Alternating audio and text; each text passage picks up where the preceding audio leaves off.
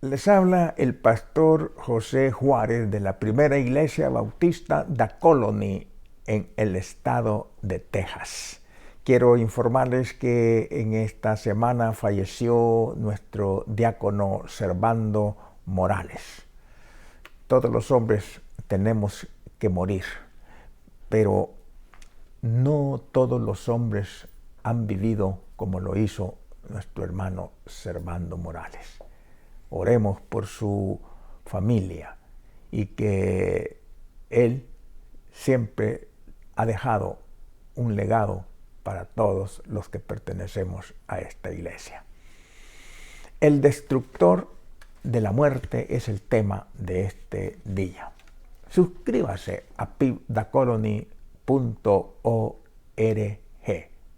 Le vamos a servir todos los sermones y la devocional que hacemos todo el tiempo.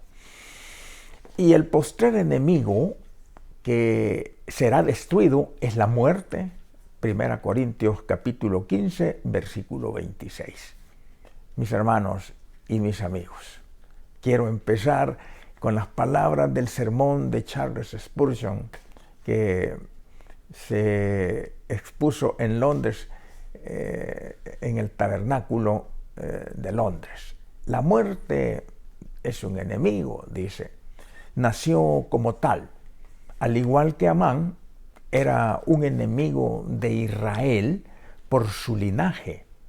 La muerte es un hijo de nuestro peor enemigo, pues el pecado, siendo consumado, da a luz la muerte.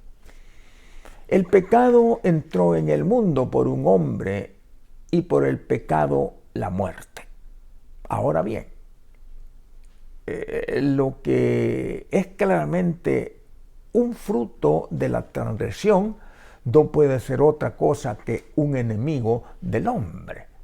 La muerte se introdujo en el mundo en aquel día sombrío que fue testigo de nuestra caída. Y aquel que tenía su poder es nuestro archienemigo y engañador, el demonio. Por ambos hechos debemos considerarlo como el manifiesto enemigo del hombre. La muerte es un intruso en este mundo en que vivimos, pues no entraba en el diseño original de la creación antes de la caída, pero su intrusión desfigura y lo arruina todo. No es parte del redil del grandioso pastor, antes bien es un lobo que viene para matar y destruir. La muerte es llamada apropiadamente un enemigo, pues realiza la obra de un enemigo en contra nuestra. La muerte destroza esa hermosa obra de las manos de Dios, que es la estructura del cuerpo humano, tan maravillosamente realizada por los dedos de la destreza divina, arrojando este rico recamado en la tumba en medio de los ejércitos de gusanos. Este edificio de nuestra humanidad es una casa hermosa a los ojos, pero la muerte, el destructor, oscurece las ventanas, hace estremecer sus pilares, cierra las puertas de la calle y hace disminuir el ruido del molino. La muerte arrebata al amigo de nuestro lado y al hijo de nuestro pecho, y no le importa nuestro llanto. Ha caído quien fuera el sostén de la casa. Ha sido arrebatado lo que fuera el brillo del hogar. el pequeñito es arrancado del pecho de su madre, aunque su pérdida casi le rompa las fibras de su corazón y la juventud floreciente es quitada del lado de su padre sin importar que las más caras esperanzas sean aplastadas por ese medio. La muerte no tiene ninguna piedad por los jóvenes y ninguna clemencia para con los ancianos. No tiene ninguna. Nos dice Spurgeon, para los buenos ni para los gallardos hay consideración. La muerte es tu enemigo, oh viuda, pues la luz de tu vida ha partido y el deseo de tus ojos ha sido arrebatado con un golpe. Veamos una primera parte. La muerte no es castigo para los creyentes. Cuando analizamos este punto, vamos a ver que el apóstol Pablo nos dice claramente que ya no hay ninguna condenación para los que están unidos a Cristo Jesús. En el capítulo 8 de Romanos, en el versículo 1, nos dice que toda la pena de nuestros pecados ya han sido pagados. No tenemos por qué pagar eso nosotros. Por consiguiente, aunque sabemos que los creyentes mueren, no debemos ver la muerte de los creyentes como un castigo de parte de Dios o de alguna manera resultado de una pena que se nos aplica por nuestros pecados. Dios actúa de esa manera. Es cierto que la pena del pecado es muerte, pero esa pena ya no se aplica al creyente, no en términos de muerte física ni en términos de muerte espiritual o separación de Dios. Todo esto ha sido pagado por Cristo. Por consiguiente, debe haber otra razón diferente del castigo por nuestros pecados. Para poder entender por qué mueren los creyentes, la muerte, con todo lo que le precede, como son los sufrimientos, las enfermedades, etcétera, nos recuerda que este mundo no es nuestra verdadera patria y que no somos más que peregrinos, dice en 1 Pedro capítulo 2, versículo 11.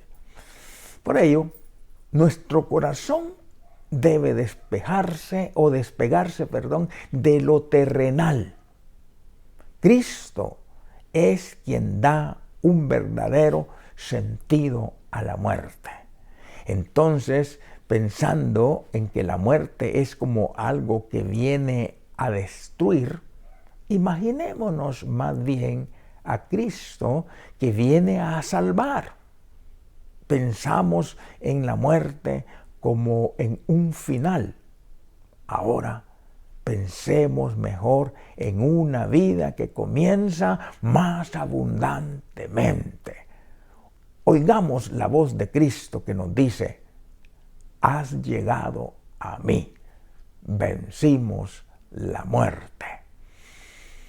Segundo punto, la muerte es el resultado final de vivir en un mundo caído.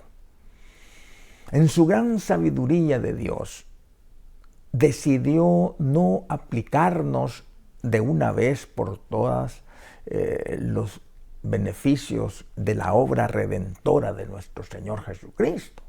Más bien, ha escogido aplicarnos los beneficios de la salvación gradualmente con el tiempo. De una manera similar, ha escogido no quitar todo el mal del mundo de inmediato, sino esperar hasta el juicio final y el establecimiento del nuevo cielo y la nueva tierra. Ahí usted lo puede ver en los capítulos 56 y 57. En breve, todavía vivimos en un mundo caído y nuestra experiencia de la salvación todavía es incompleta. El último aspecto del mundo caído que será quitado será la muerte. El apóstol Pablo nos dice: entonces vendrá el fin, cuando Él entregue el reino a Dios, el Padre, luego de destruir todo dominio, autoridad y poder, porque es necesario que Cristo reine hasta poner a todos sus enemigos debajo de sus pies. El último enemigo que será destruido es la muerte. 1 Corintios capítulo 15, en los versículos 24 al 26.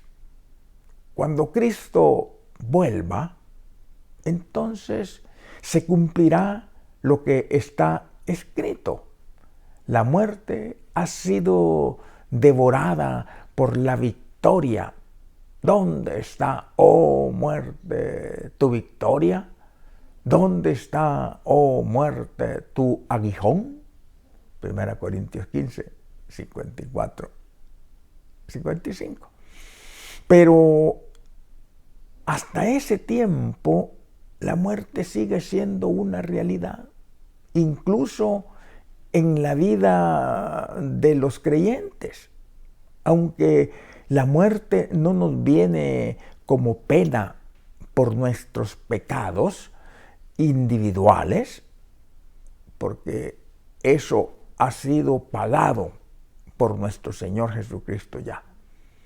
Sí nos viene como resultado de vivir en un mundo caído, en donde los efectos del pecado no han sido quitados.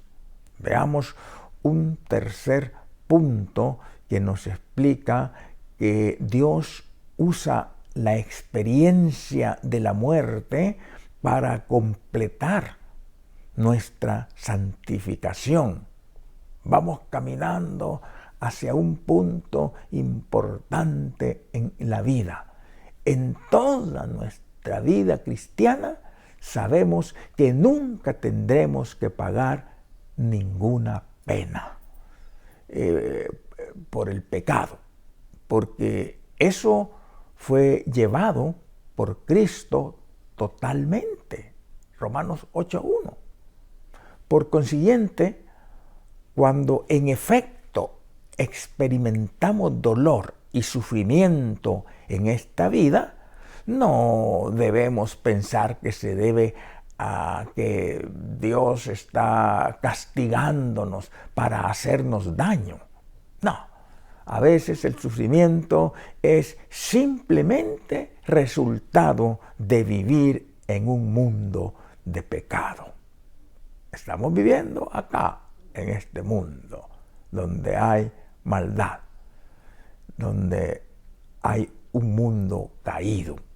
Y a veces se debe a que Dios está disciplinándonos para nuestro bien. Pero en todo caso, se nos asegura en Romanos 8:28 que Dios dispone todas las cosas para Él. Y para el bien de quienes lo aman y los que han sido llamados de acuerdo con su propósito. Dios dispone todas las cosas para el bien de quienes le aman y los que han sido llamados de acuerdo con su propósito. Jesús fue perfeccionado mediante el sufrimiento, dice en Hebreos 2:10. Por consiguiente, debemos ver la adversidad y el sufrimiento que nos viene en la vida como algo que Dios nos envía para hacernos bien, fortaleciendo nuestra confianza en Él y nuestra obediencia.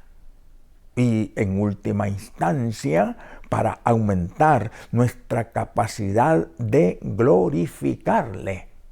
Consecuentemente, debemos ver el envejecimiento, la debilidad y a veces la enfermedad que lleva a la muerte como otra clase de disciplina que Dios nos permite atravesar a fin de que por ese proceso nuestra santificación pueda ser aumentada y en última instancia completada cuando vayamos a estar en la presencia del Señor. El reto que Jesús le da a la iglesia de Esmirna podría en realidad ser dado a todo creyente. Sé fiel hasta la muerte y yo te daré la corona de la vida. Apocalipsis 2:10. Jesucristo ha destruido el poder del pecado y de la muerte sobre nosotros. Él es el destructor de la muerte. Al dar su vida en sacrificio por nuestros pecados. Y así el Señor ha reconciliado al ser humano con Dios. Juan 5:24. Ciertamente les aseguro que el que oye mi palabra y cree al que me envió, tiene vida eterna y no será juzgado, sino que ha pasado de la muerte a la vida. El poder de la muerte ha sido destruido gracias a nuestro Señor Jesucristo. Le invito a que acepte a Cristo Jesús como su Salvador personal. La palabra de Dios nos dice que si confiesas con tu boca a Jesús por Señor y crees en tu corazón que Dios le resucitó de entre los muertos, serás salvo. Romanos 10:9.